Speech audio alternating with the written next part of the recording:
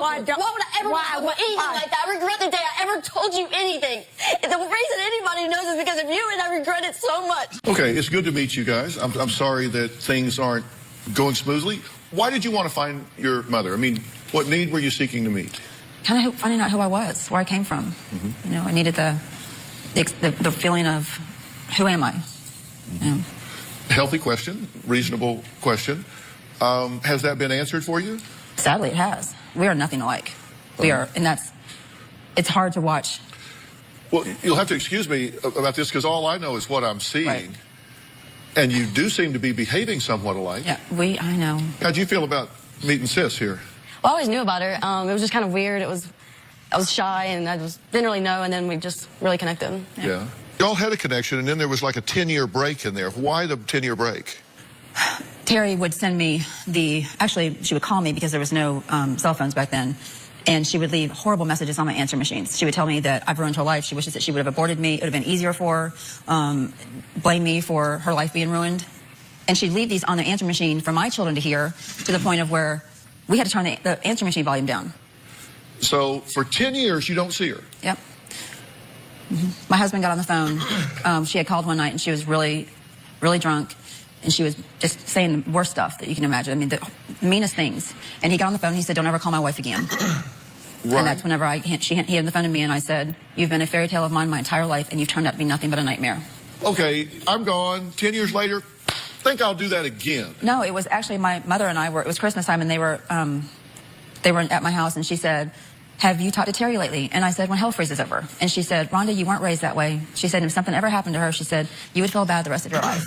And so I sent her a Christmas card with my address and phone number in there. And that's when my aunt called me on the phone and said that Terry has been sober for 2 years. She is going through a divorce, and she has a job.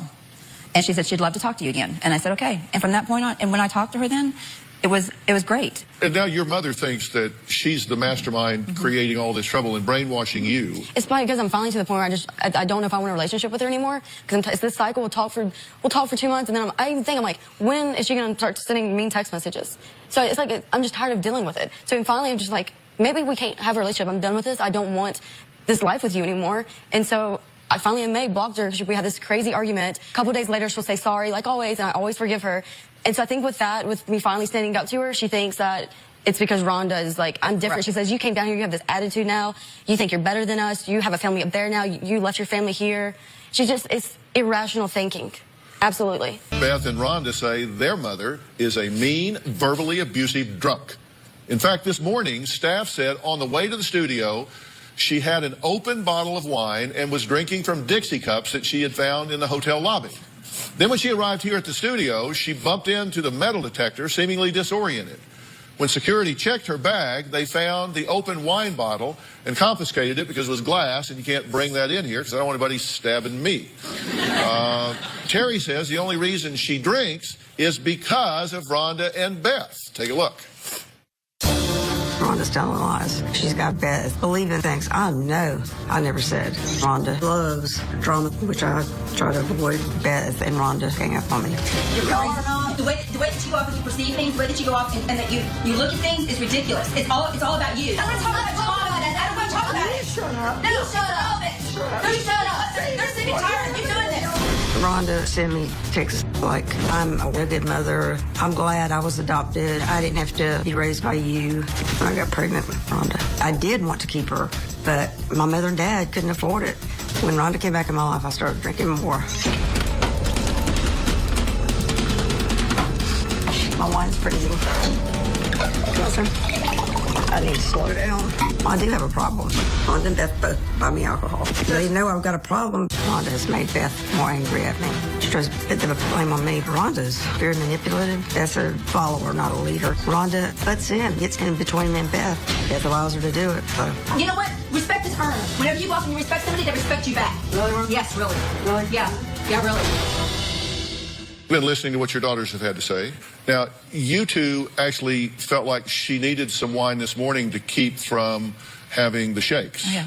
And going into withdrawal. Is that true? That's true. Have you been going into withdrawal this morning? Well, yeah, until I did drink, and I was fine. Okay, after that. Okay, are you, so you're alcohol dependent to the point that if you don't have it, you go into withdrawal. Yes. And she has to have her Xanax too. Okay, and so you're mixing Xanax and alcohol together on a regular basis. Yes. And what else?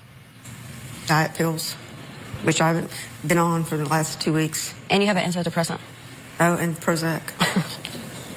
Okay. 20 milligram Prozac. Okay, so you're taking alcohol, Xanax, diet pills, and antidepressants, and you're mixing all that up on a regular basis. But do you realize that that is a potentially, in fact, likely lethal concoction? Yes. I mean, yes, I do and I don't. I guess I just I tried to feel better, so. Are you, so at this point, do you consider yourself drunk right now? I'm high. And it's morning. Do you drink every morning? Yes. You have,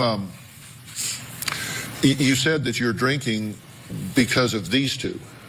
Is Rhonda an evil force in your life at this point?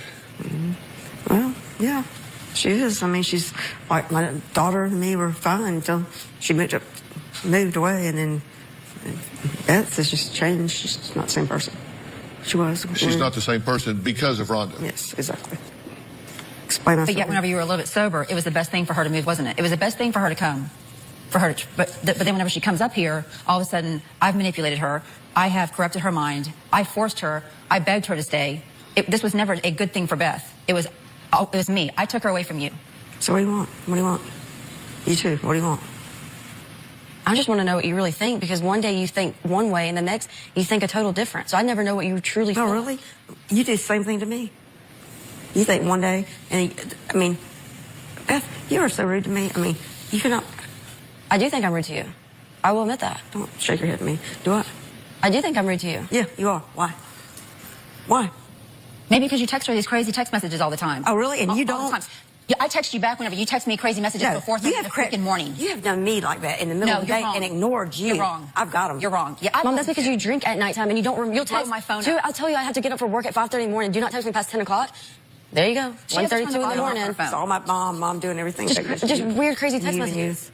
And then the next day, respond and you get mad. Yeah, and then you don't remember what you said. So it's like I don't even want to argue with you. Oh, okay. Then why am I mad? Why am I angry?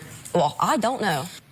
We're going to take a break. Next, we'll talk about the accusation Beth made when she was 11 that is still causing problems with her mother over a decade on. Okay, so I think here that Rhonda was adopted and then she reached out to Terry, her birth mom, but that Beth was not adopted. Maybe she was always raised by Terry. But yeah, Terry does not look okay. She's alcohol dependent. And you could definitely tell. It's just shocking to see how negative she is towards her two daughters, how unapologetic she is, how angry and bitter she is. And these are her children, and all children want from their parents is love and acceptance. She just seems angry, bitter, and defensive, like everything is their fault and she's not responsible for everything. And I guess that's typical addict behavior. It's just really hard to watch because she's so cold and cruel towards them, but I definitely want to see more of their backstory.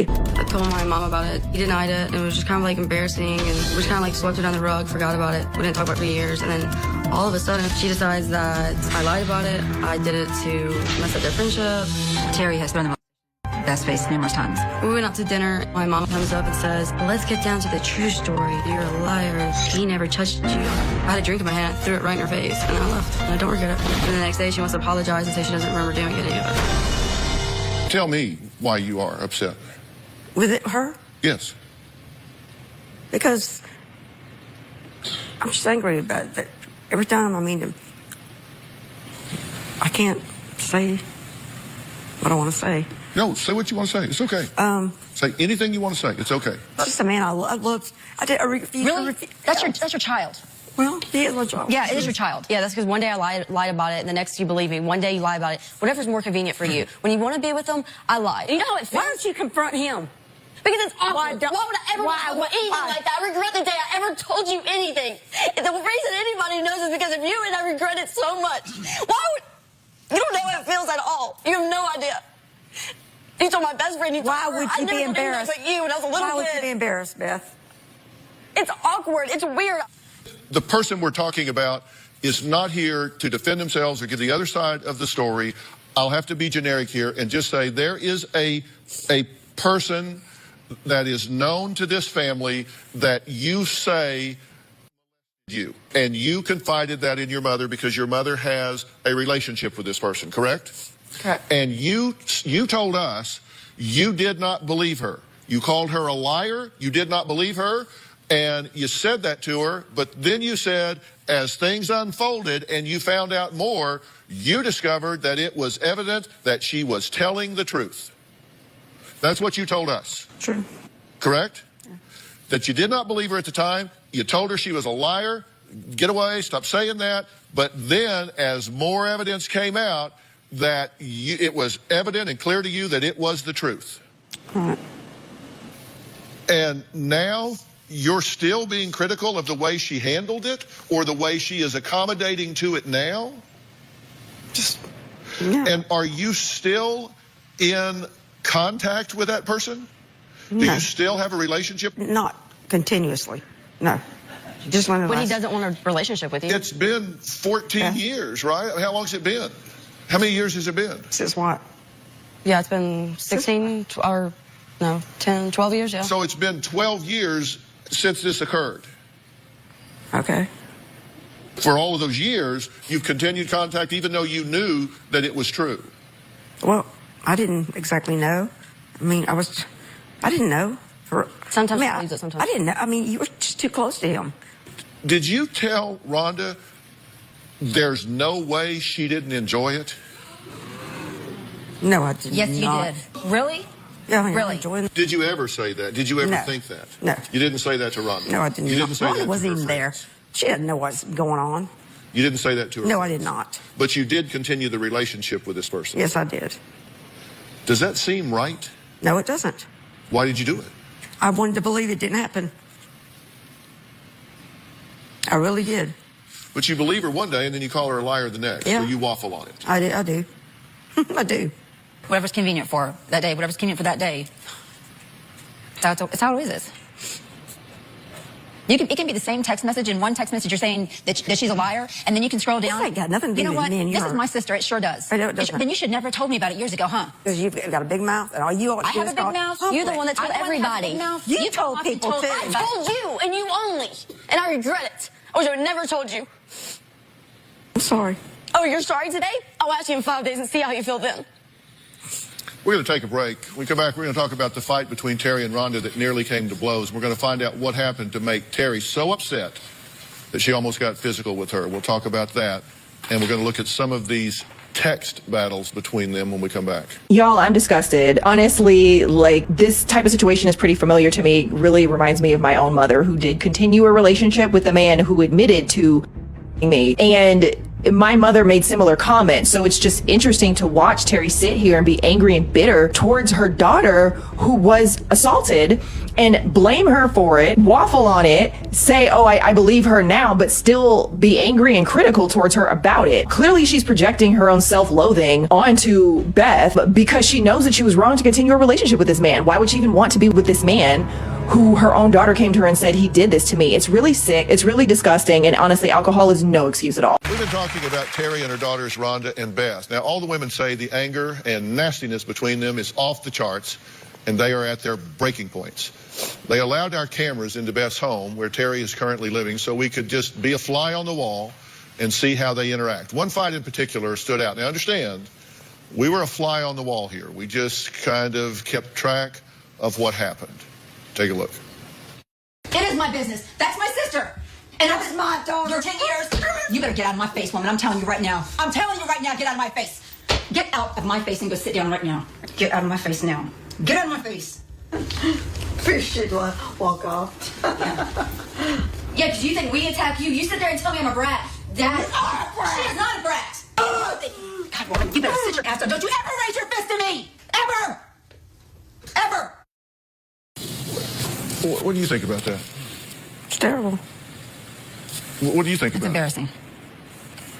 She brings out a rage in me that I've never felt with anybody before. Especially when she starts going at her. When she starts attacking at her. That has nothing to do with me and her. This is our conversation, not yours. I'm sorry, I was having a conversation with him and he asked Yeah, me I a know. question He asked and me I a was talking to her about it. So Okay, so Don't you worry about it. Sit back. You don't worry about it either. These exchanges between the two of you, I mean, what are you doing? What? This happened, this was Christmas Day. Merry Christmas. I know. Merry Christmas, December 13th. This was the exchange. You are a lousy, sloshy drunk. You have a daughter that came to see you, but booze was more important. Have another drink and lose my number again like I told you before. Merry Christmas, Terry. You respond, get out of my life and don't ever judge me again. You better look ahead. Your time is coming. Get out of my life and my kids. You respond, you've been a worthless, drunk piece of your whole life and you just keep on. Get blanking sober. To which you respond, you're a horrible daughter who set out to destroy me and my family. You're going to reap a harvest of bad seeds. Hope I'm around to see it happen. Now, you have no idea how much we cleaned this up with these ellipses in here, but that was Christmas of 13, so, you know, it was just holiday cheer, but spring always brings a fresh perspective. Let's jump to spring of this year. Wrinkly, old, I can't even. Used to be pretty and washed herself up in booze and pills. You will have me carried out. I'm not fat. I look great compared to you. I wish you would die. Great parenting. I wish you would die. Oh, says the lady with a clean mouth. I regret the day I gave my mom the right to find you. You are just an evil, no good person. Now, spring does renew the spirit, doesn't it? We're all very excited about your wedding. Yeah. That's you know, because when somebody's getting married, then everybody puts everything aside and celebrates that. For that person, they put their own agendas aside and celebrates that. Well, maybe not. Is Beth getting married? I'm not going to worry about you or her. You have treated me horrible for 20 years. I'll relay the message. She's a better person than you. You're clueless or drunk or high. I'm sure both. You poisoned my sweet daughter, stuck your fangs in her. I can't stand you. You are a conniving, sad, lonely person. I'm sorry for you and all your hate. You get the hell out of my life forever. God, you have no idea how we cleaned that up. You must think you got mixed up at the hospital or something. Next, Beth's getting married next year, but the big question is, will Terry be invited? We're going to find out why Rhonda, being matron of honor, well, you can guess it's causing a little angst. We'll be right back. Since Terry's moved in, there's been a lot of drinking, a lot of arguing. The meanest thing that I've witnessed Terry say to Beth is telling her that she's worthless, that she's a brat. She is a rotten brat. The comments and the things that she says to her and her sister are very degrading and very disrespectful. The meanest thing that I've heard Terry say to Rhonda is that she should have never had her. Terry will wake up the next morning and act like nothing happened. Honestly, at this point, I'm trying to understand why they're keeping Terry in their lives. Beth's fiance said that Terry has moved in. Why is she living there? If she's this violent, vitriolic, mean, and abusive, verbally, emotionally abusive, why move her in? And this is clearly causing Beth lots of distress and disrupting her mental health and wellness. I mean, I understand that even when your parent is abusive, it can be difficult to let go, but I don't understand why she would move her in. And also, I don't really understand why Rhonda has continued maintaining the relationship with Terry now when she already ended it previously. Like, I understand that, you know, when she reached back out, Terry was sober and it was better, but I think if there's any time to get out of there, it's now. I think she should really cut her off. That was Beth's fiance, Ryan. Beth wrote to me for help with her mother, who she says is mean, nasty, and verbally abusive, which is all exacerbated by her drinking and pill popping. Terry says their biggest fight right now is over Rhonda being named matron of honor and her not being officially invited to the wedding yet. Take a look. I'm getting married this time next year. My mom doesn't want to come because Rhonda's the matron of honor. Why do you care who my best friend is? Why do you care who's in my wedding? It's none of your business. My opinion is nothing, but her opinion is everything. Give me an opinion on anything. If my mom comes to my wedding in the state of mind she's in right now, I'm afraid that she'll pick a fight with Rhonda. I do plan on serving her non-alcoholic wine if she comes to the wedding. If she doesn't sober up, she's not going to come to the wedding. I don't want her day to be ruined over this woman who thinks she's entitled to treat us like crap. Okay. Congratulations on your Thank you. on your wedding. Why would you presume to tell her who her matron of honor should not be? Because of this person that is causing me so much anger in my life. But it's not your wedding. It's not about you. No, it's no. But I mean, I feel like that. You know, it should be some about me, about some. Well, why? Why? Because it's my daughter, the one I raised, and I just, And I told you I want you to be a part of everything if you get sober. if I get sober. But if not, no, you're not going to be. And why is that? I'm not Because what we've seen here is what you do. Well, here's the exchange on that. This is my wedding. You should be mature enough to be able to set differences aside for a day or two. If you choose to not be there, that's your decision. I'll do whatever you want, but nothing that she's involved in. She has been horrible. I won't stand for it. So you won't be at the wedding? No, Beth, you choose her above me. You grow up. She polluted your very smart brain. I'm not choosing anyone. You're trying to make this all about you. That's your choice if you decide not to come. I won't watch her be your maid of honor. Your choice, she wins because of you, not me. Well, I'm going to bed. Hope you decide to be part of everything. I'm not changing my mind. I won't. So it's a lot about you. It's not. Well, no, it's not, but you're doing everything you can to make it so. What do you want to see happen? I want her to get sober, off Xanax, off every little pill that she takes, no alcohol, because she's a completely different person when she drinks. I've known her when she's sober. She's fun. She's nice. She's giving. When I say night and day, it is night and day. So I want her to get completely clean of everything. I want her to get therapy because I don't know what she's so mad about. I don't know what her brain really thinks. And I want her to get therapy and help for whatever is making her so mad and mean, because I can't be a part of it anymore. What would your script be? Same as hers. I want her to be healthy. I want her to be happy. When she's sober, she not does love happy. Rhonda. When she's sober, she loves me. It hurts me because she has blamed me for her whole life being this way. It's my fault. What would your script be? Really? Really, Rhonda? Yeah, really. It's all about me? It is about It's all about me. It's and always and about when you. I got pregnant. Whoa. No, I'm getting mad now. What would your script be? I don't know. Okay. Starting to feel All right, we'll be right back. I asked you what your script would be, and your response was, really? You said, I'm really getting mad. Then you said to me, just at the break, you said, I don't know what people are laughing about. Is that what you said? Yeah, no, it is. That's what's so funny about it.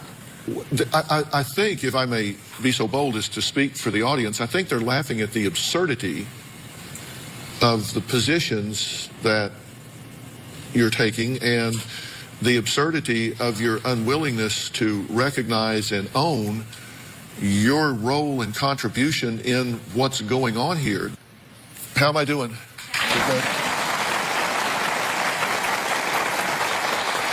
I am not shocked because I think you're drunk on your ass. I think your brain is toxic with drugs and alcohol, and I think you have to remind yourself to breathe. I think your brain is toxic. I don't think it's just blood alcohol. I think your brain at a cellular level is toxic for drugs and alcohol.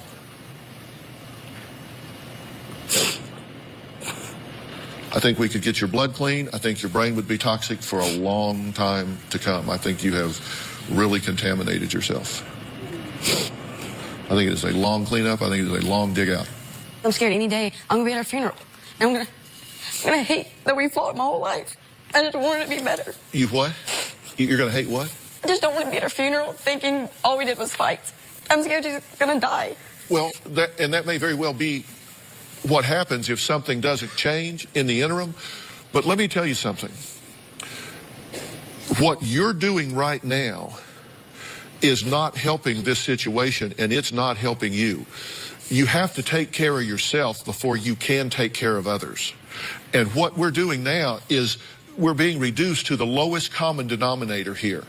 She's dragging everything down to its most base level and pulling out the worst of everybody because she is toxic.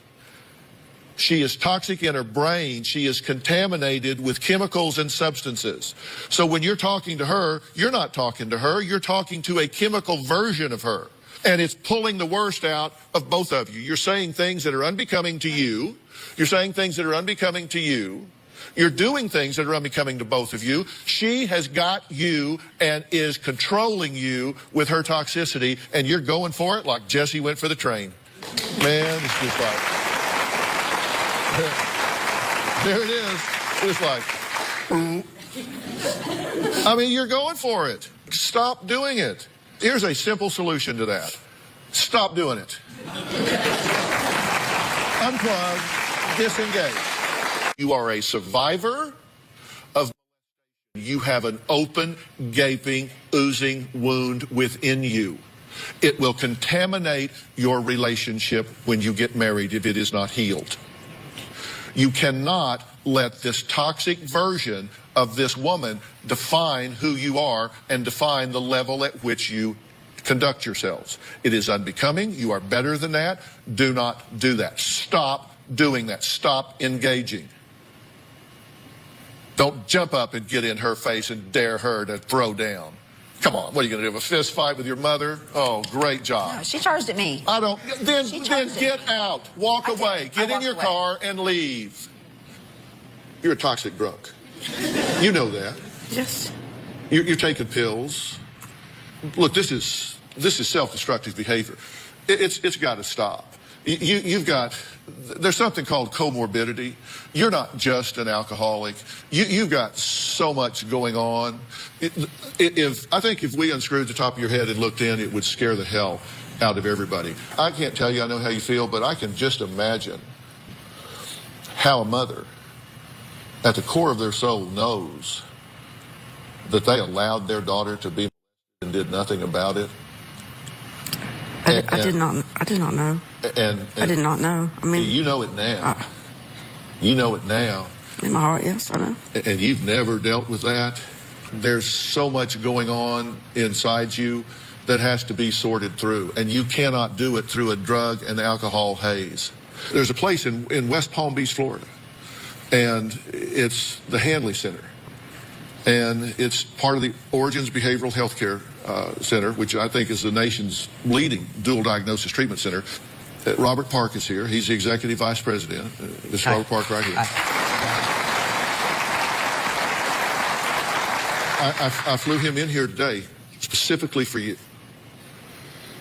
because I believe your life absolutely depends on it. And as my gift to this family, I'm willing to put you in this treatment center to deal with your psychological challenges as well as this severe addiction and get you a chance to get under control. Are you willing to do that? Yes.